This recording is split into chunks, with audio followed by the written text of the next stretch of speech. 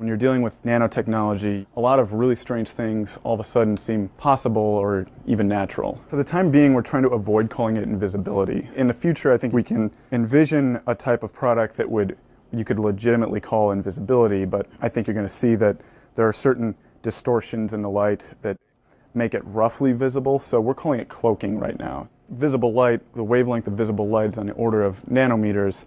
Nanoparticles are on the right scale to sort of interact with that and manipulate it. In principle, it's actually possible to get an object that will guide light around itself.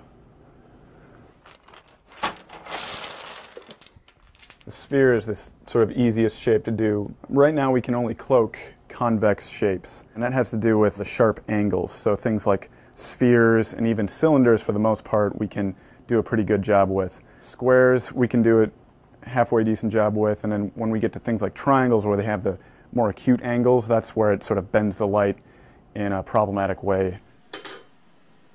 A lot of other research groups have tried to build three-dimensional structures that can do this sort of light guiding, but working with nanoparticles, we prefer to use self-assembly.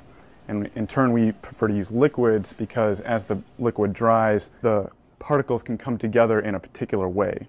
So by controlling the structure of the particles, we can control how they come together. Go ahead. Now it's important to get the droplet size right since this is sort of a surface area effect, so that's why we're using this atomizer. Of course, it takes a while for the students to get the technique down.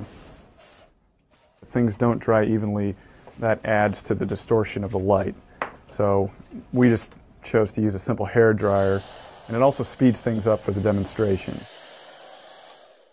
So what future uses do we envision for this paint? I mean, of course, beyond the general novelty of being able to move about undetected, I think there are going to be a lot of applications for this. So, of course, the military is very involved. Invisible buildings and invisible vehicles. We provide new ideas, and it's society that decides, how new technologies will be used. Because, of course, we envision this being used on the skin. We want everything to be safe. If this stuff gets onto the wrong hands, reverse engineered by people who wish to do harm. I mean, it sounds like a movie or something, but that's the kind of thing I think that keeps me up at night a little bit.